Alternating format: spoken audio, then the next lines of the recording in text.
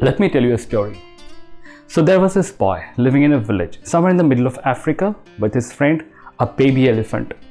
One day they decided to do something different, something unusual, something that they have never done in their life until that point, which is to take a stroll outside of their village. Now, true to their thoughts, off they went one day early in the morning without letting anybody else know. They kept on walking and walking and walking, and without even realizing, they went a bit too far than they might have anticipated. And by the time they realized they have come a long way from the village and it's about time to make a return, the unexpected thing happened. Now there was this pit, a trap created to capture animals like jackals, hyenas, antelopes and lions, and unfortunately the baby elephant fell in there. Now an elephant that young, it wasn't even possible for him to dig himself out of that trap. And that boy, although he's not a little kid, but he's not even a fully grown man either. So without experience, without knowledge, without proper instruments, and more importantly without strength, it was impossible for him to. However, he cannot leave his friend behind, can he?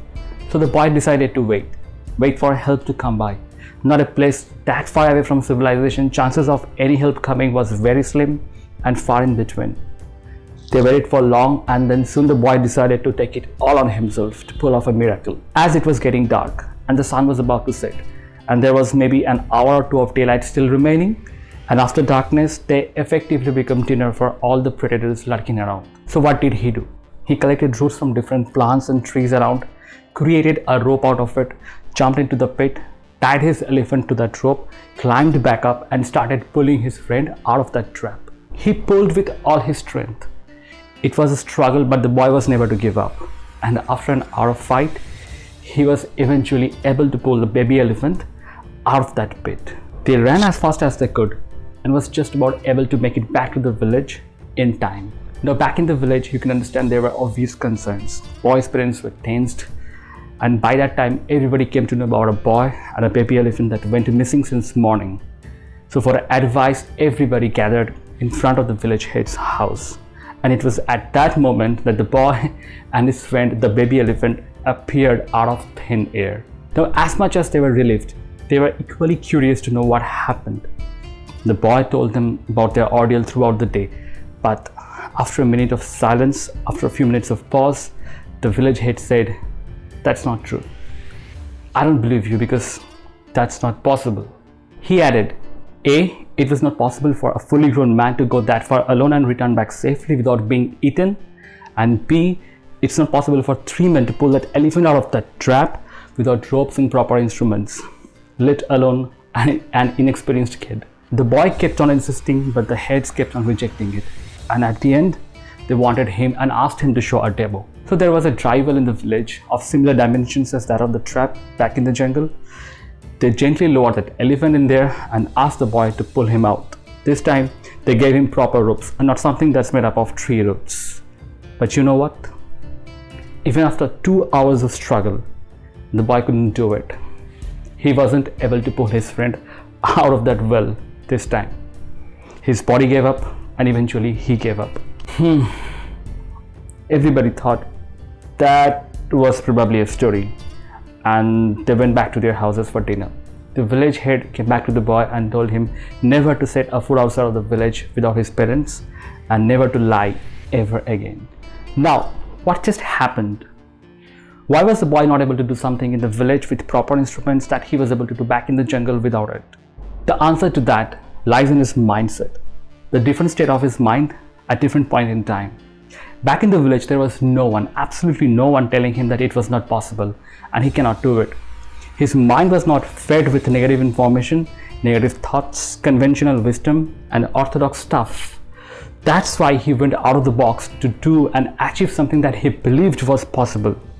But in the village, there were at least 100 pairs of eyes expecting him to fail, at least a dozen of voices telling him that you cannot do it. Your dad cannot do it, your mom cannot do it, I cannot do it, your granddad and the generations before him couldn't have done it, so can't you? That's the damage. His mindset by that time was already weakened and hence his body gave up too. That's why, my friend, I have always said training your mind is so important.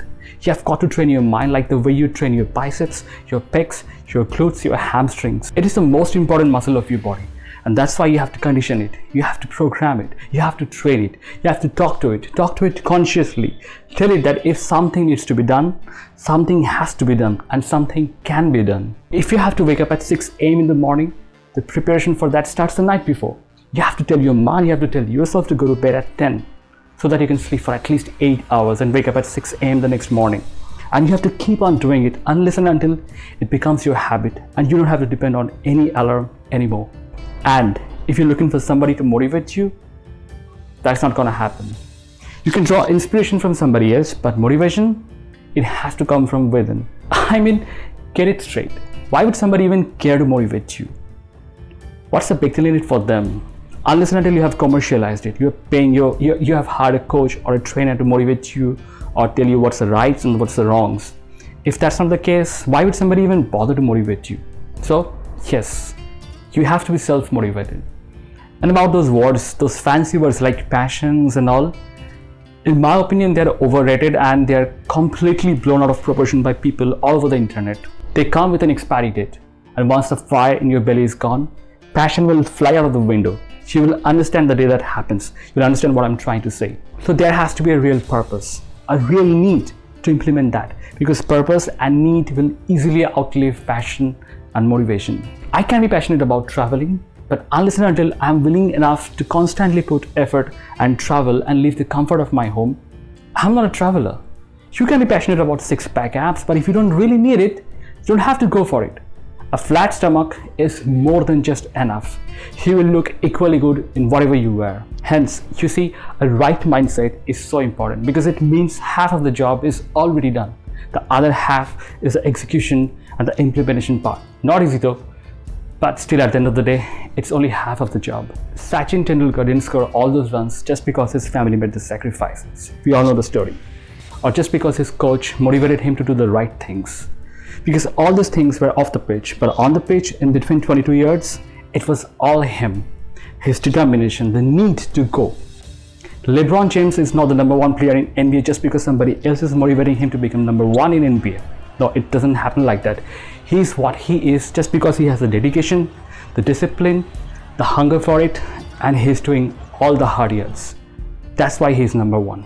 So stand in front of the mirror, look into the eyes of the person you see there, and ask him these questions. Have I got what it takes to wake up early tomorrow morning and do a 20 minutes of workout, have a proper breakfast and not shove something down my throat and then rush to the office? Have I got what it takes to wake up early tomorrow morning and have a cup of coffee and tea and chit chat with my family for half an hour before I go to the office? Have I got what it takes to wake up early tomorrow morning and wash my clothes all by myself and not depend on somebody else? Have I got what it takes to wake up early tomorrow morning and take the dog out for a walk and not depend on somebody else?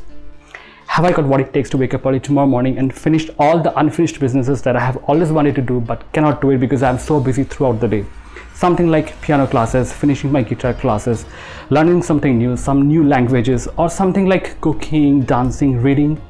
Have I got time for all of this in the morning? Can I make time for all of this in the morning? Depending on the answers you get and the steps you take, your life is either going to be the same that it has always been, measurable maybe, or it's gonna change and become more beautiful. Again, it's not me, buddy. It can't be anybody else either. It has to be you. It has always been you. If you want to get something in your life that you have never got, you need to do something in your life that you have never done. Remember that.